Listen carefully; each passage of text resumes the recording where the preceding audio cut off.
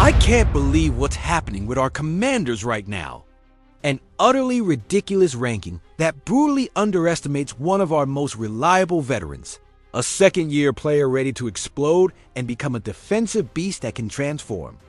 Our entire line, and a contract situation that could literally define whether we genuinely compete for the Super Bowl or remain a one-season team. Do you think Adam Peters has it all under control? And you know what's the craziest part?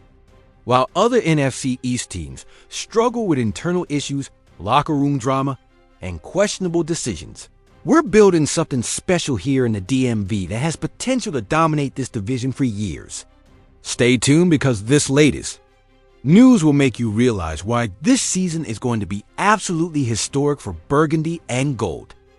After years of watching this team desperately struggle to find reliable targets for our quarterbacks, suffering with tight ends who couldn't create separation, who got lost in critical routes and couldn't catch the ball when we needed them, we finally have someone like Zach Ertz showing he's still got plenty of gas in the tank. But Pro Football Focus just did something that has me completely outraged, proving exactly why these rankings sometimes mean absolutely nothing. These so-called analysts rank Ertz as the 30th tight end in the whole league. They're completely insane, I'll tell you this. And pay attention, because this is important. When a 33-year-old player comes to a completely new team, with a totally different offensive system, with a rookie quarterback who's never played a snap in the NFL and manages 84 receptions, 809 yards, and 8 touchdowns in their first season together. That's not luck.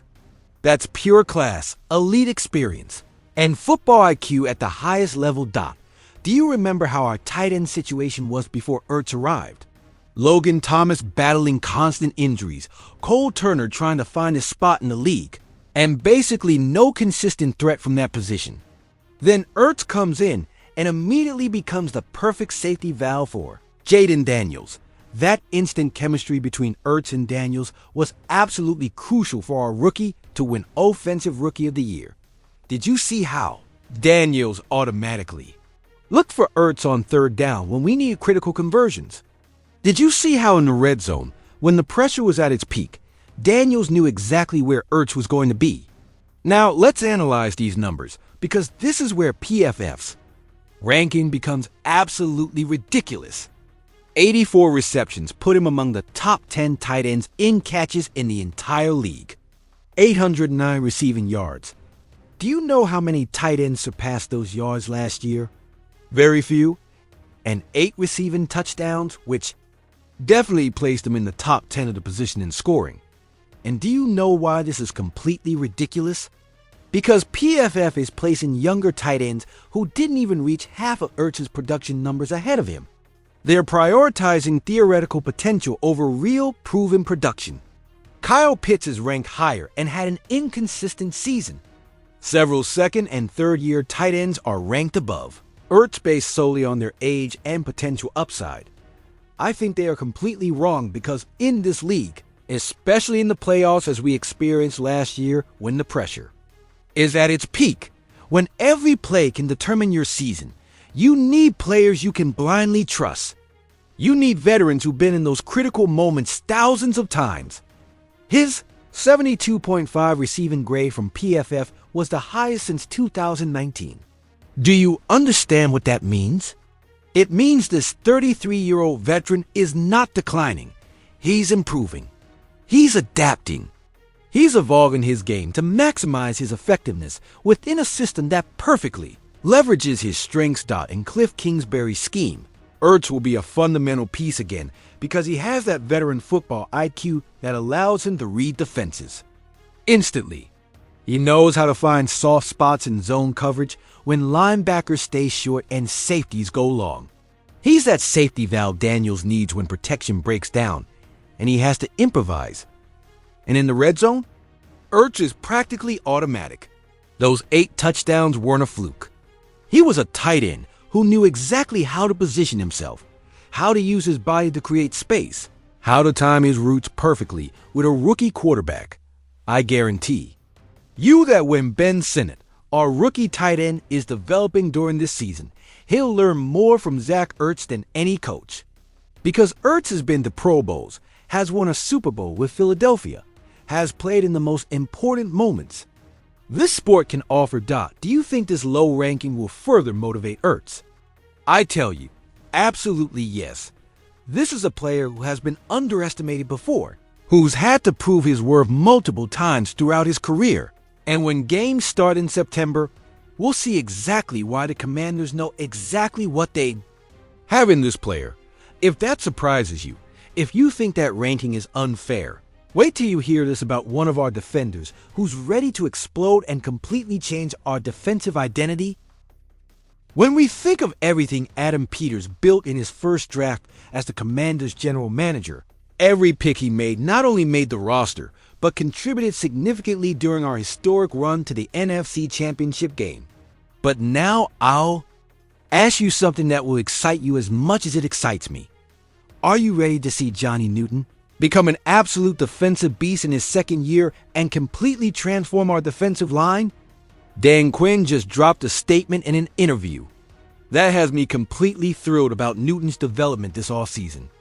The coach is seeing dramatic improvements in precisely the areas where Newton needed to develop after his rookie season. Run strength and explosiveness off the snap. I believe this is literally going to be the X factor of our defense in 2025, and let me explain why. Do you remember exactly how Newton's rookie season was?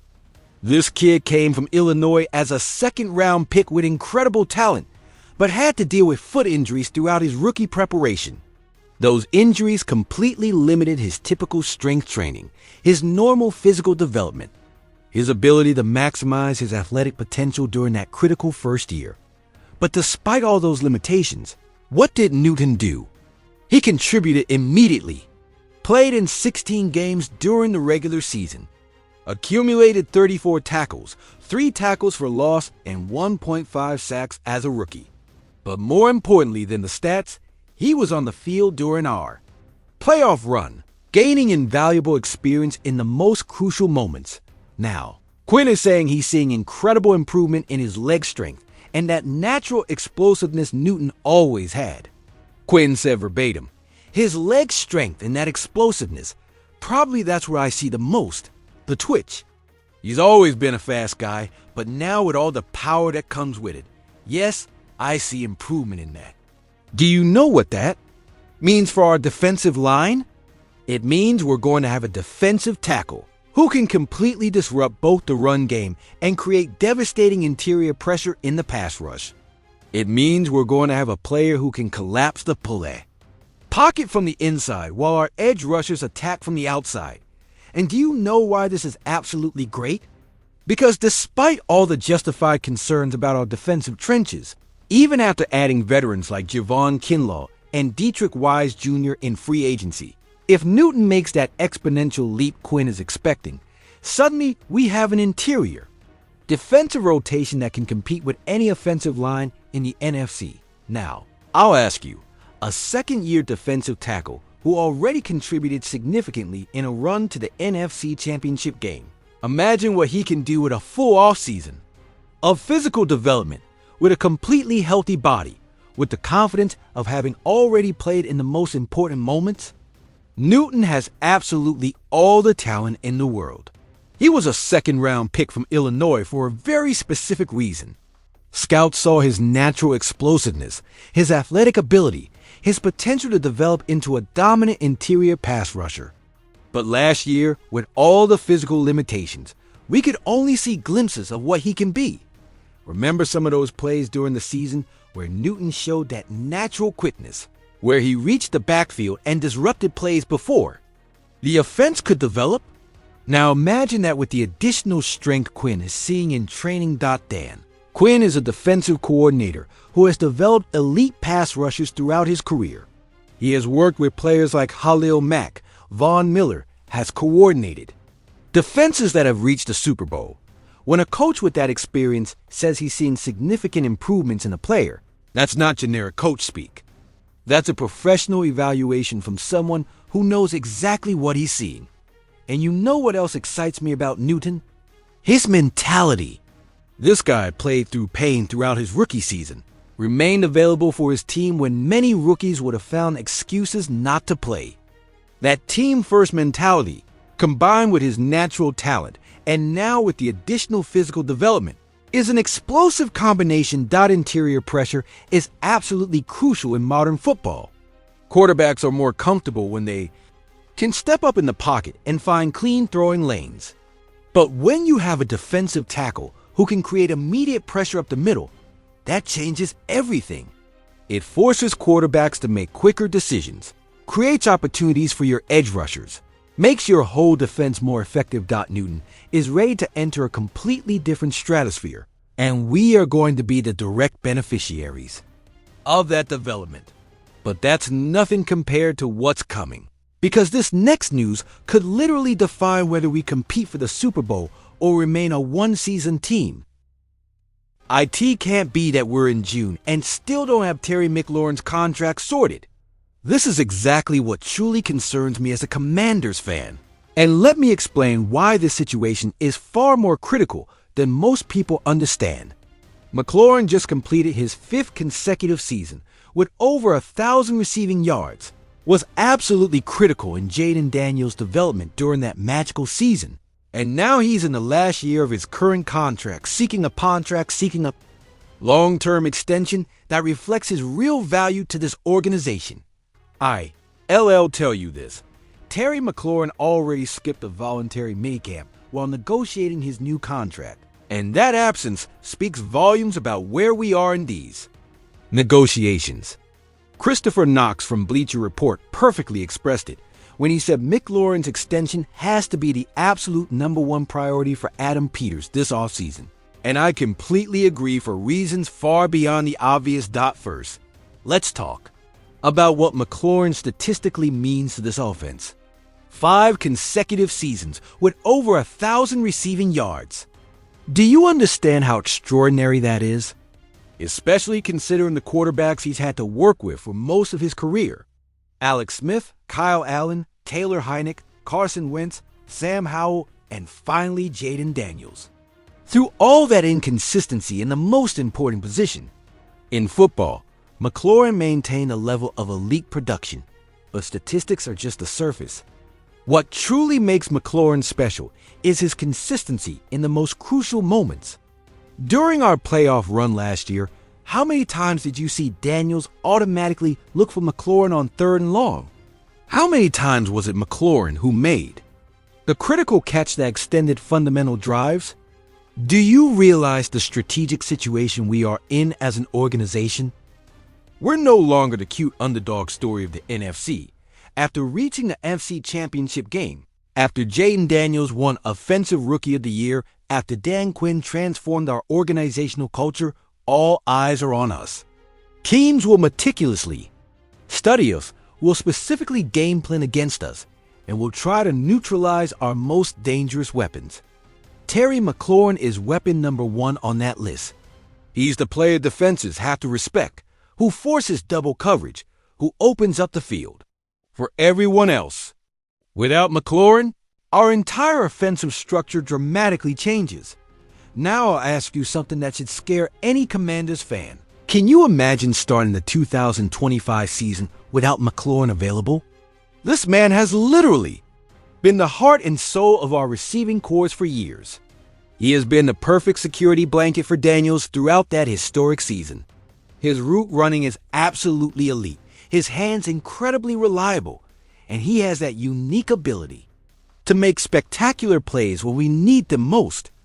And do you know why this concerns me even more now than before? Because we've seen contract holdouts extend into the regular season with significantly less talented players than McLaurin. He has every right to fight for his contract. He has outperformed his current deal for years. He has been underpaid. Compared to lower caliber receivers across the league, the longer we go without a resolution, the more leverage McLaurin will have because we will eventually need him desperately.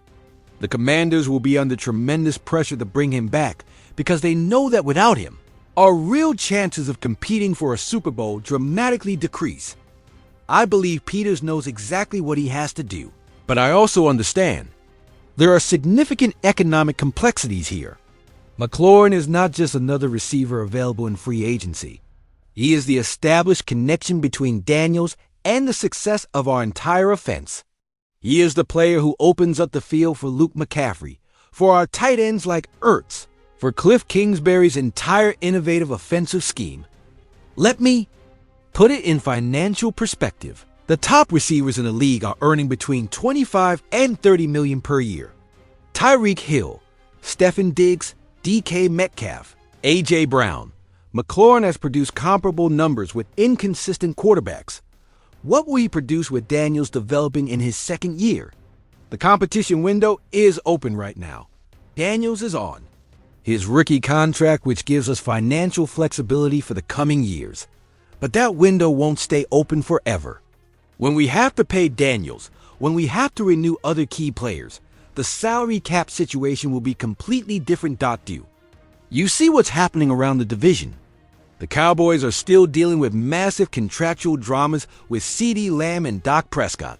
The Eagles are trying to keep their core together after a disappointing collapse last year. The Giants remain, well, the Giants. And here we are, with the opportunity to solidify our immediate future with one of the best receivers in the league, who already knows our system perfectly. Do you think Peters will let this situation get out of control? I tell you nitrogen monoxide. But every day that passes without a contractual resolution is one less day of chemistry building between McLaurin and Daniels in preparation for a season where literally everyone is going to want our heads. Every day is one less day of McLaurin working with our rookie receivers, helping them develop, building that receiving core's cohesion that will be absolutely critical. That's burgundy and gold, baby. So let's fully recap what we just covered in this deep analysis. Brutal underestimation, potential historic explosion, and critical contractual urgency. 3 situations that individually could define our season, but combined together will determine whether the Washington Commanders are truly ready to compete for a championship, or if we are just another good one-season story. Zach Ertz is being ridiculously and systematically undervalued by analysts who apparently don't understand what it means to have a completely reliable veteran in the most critical moments of the season. This man showed instant chemistry with our rookie quarterback, posted elite numbers in his first season in a completely new system, and now he's coming back with a full off-season of development with Daniels. Johnny Newton is literally ready to become that dominant defensive piece this organization has desperately been looking for years. Dan Quinn, a defensive coordinator with Super Bowl credentials, is seeing dramatic improvements in exactly the areas where Newton needed to develop. Combine natural explosiveness with additional strength and a mentality proven in playoffs. And Terry McLaurin needs his contractual extension right now because we cannot risk losing the most important player in our offense, the most critical connection that Jaden Daniels has, during a season where everyone is going to be targeting us. Specifically, each of these situations has massive implications for our success in 2025. But combined together, they represent exactly why this offseason is the most important in recent memory for this franchise. Because I guarantee tomorrow we'll have more absolutely explosive news about these Commanders, deeper analysis, and updates you cannot afford to miss for a second. Smash that LIKE button if you believe Ertz will prove those rankings mean absolutely nothing when the real season starts. Subscribe if you think Newton will be our next defensive superstar that completely transforms our line. And let me know in the comments, how much money exactly would you give McLaurin to keep him in burgundy and gold for the rest of his career? This incredible community we've built here is a family of true Commanders fans who perfectly understand what it means to bleed burgundy and gold through good times and bad. If you want to continue being part of this family and receive the most exclusive news, the deepest analysis, and the most honest takes on our team, that subscription button is waiting for you right now, because this is absolutely just the beginning of what will be the most important, most exciting, and most crucial season in the recent history of this historic franchise. And remember, Hail to the commanders!